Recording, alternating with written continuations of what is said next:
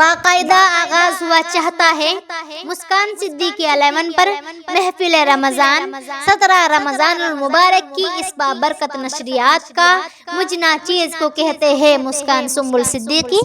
ناظرین کرام، 17 رمضان المبارک ہے آج، اور یہ اسلام کی اس عظیم الشان اور تاریخ ساز فتح کا دن ہے جس کا ابھی آپ ذکر سنیں گے انشاءاللہ۔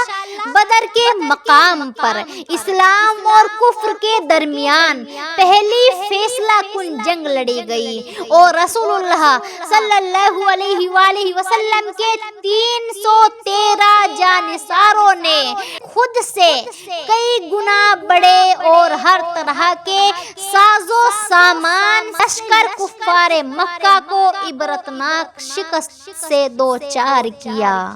اس جنگ سے قبل جب رسول اللہ صلی اللہ علیہ وآلہ وسلم کو قریش کی پیش قدمی کی اطلاع ملی تو آپ نے مہاجرین اور انصار کو جمع کر کے ان سے مشورہ فرمایا۔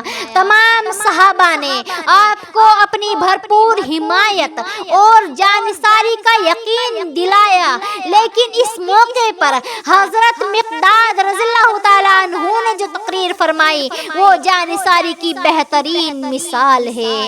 ایسے کچھ الفاظ ہیں، آپ نے فرمایا، یا رسول اللہ صلی اللہ علیہ وآلہ وسلم، اس ذات کی قسم جس نے آپ کو حق کے ساتھ مبعوث فرمایا ہے، اللہ کی طرف سے آپ کو جو حکم ہوا ہے وہ کر گزریے۔ اللہ کی قسم، ہم آپ کو وہ جواب نہیں دیں گے جو بنی اسرائیل نے حضرت موسیٰ علیہ السلام کو دیا تھا۔ کہا تھا نا کہ ہم یہاں بیٹھے ہوئے ہیں، جاؤ تم اور تمہارا رب جا کر لڑو، بلکہ اے اللہ کے رسول صلی اللہ علیہ وآلہ وسلم، ہم آپ کے غلام ہیں، آپ کے دائیں بائیں آگے اور پیچھے جمع ہو کر کفار سے لڑیں گے انشاءاللہ، یہاں تک کہ اللہ آپ کو فتح دے دے گا۔ اللہ اکبر۔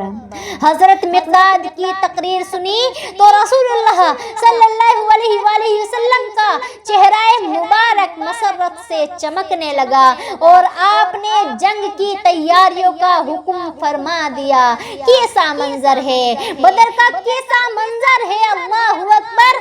حق اور باطل ٹکرا رہے ہیں، اللہ نے بھی اس دن کو یوم الفرقان کہہ کر پکارا ہے، یعنی حق اور باطل میں فرق کرنے والا دن۔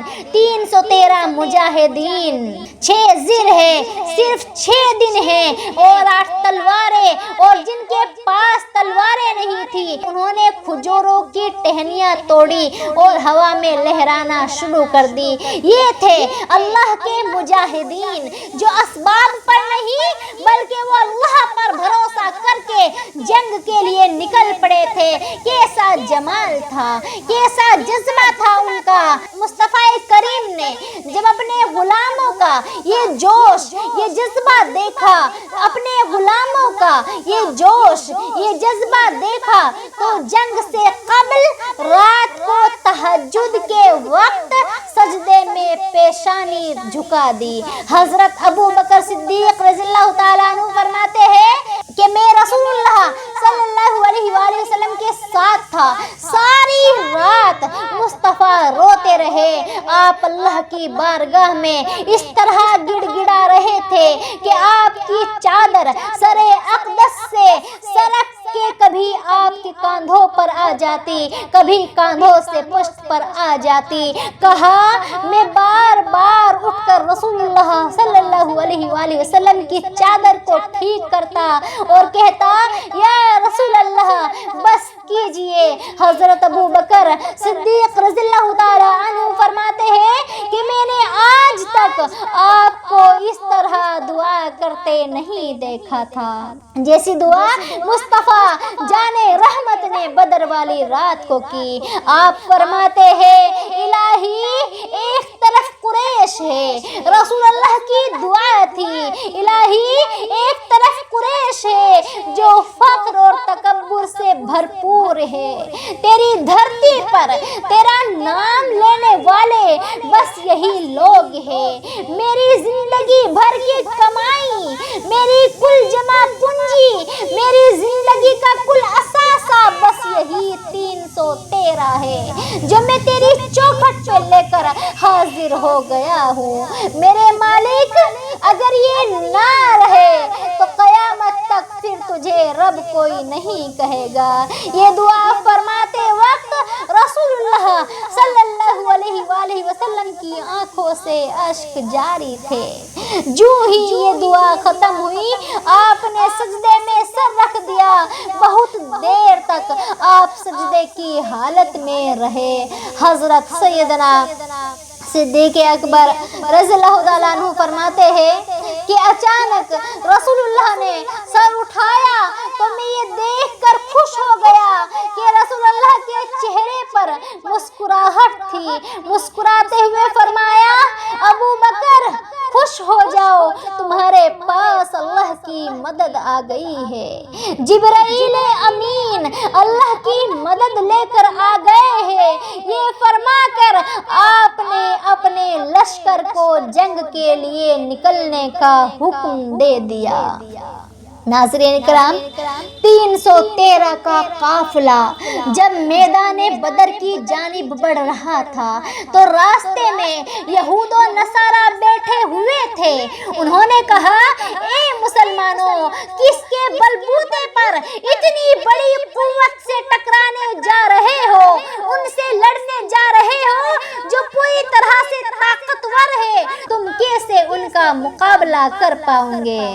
آقا کی جانثاروں نے یہود و نصارہ کی یہ بات سنی اور یہ تانا سنا تو کملی والے آقا کی جانب اشارہ کر کے کہا، اشعار آپ کے سامنے پیش کر رہی ہوں۔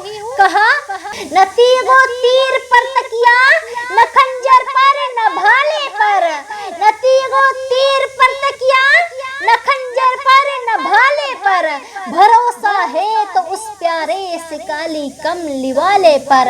اور پھر اسی بھروسے سے، اسی یقین سے اور اسی جذبہ ایمانی کے بل پر ان 313 مجاہدین نے جس طرح سے کافروں کا غرور خاک میں ملایا، وہ تاریخ کا ایک ایسا حیرت انگیز واقعہ ہے کہ جس کی کوئی نظیر جدید تاریخ میں نہیں ملتی۔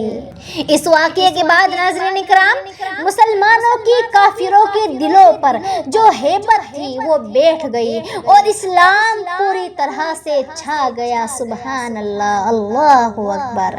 اتنے کم عرصے میں وہ سارے جہاں پہ چھا گیا، اتنے کم عرصے میں وہ سارے جہاں پہ چھا گیا۔ تاریخ دا گھبرا گئے، تاریخ کو گش آ گیا۔ تاریخ دا گھبرا گئے، تاریخ کو گش آ گیا۔ لیکن ناظرین اکرام، آج اس واقعے کا ذکر خیر رہے گا انشاءاللہ۔ محفل عشق میں بھی، سوشل میڈیا پر بھی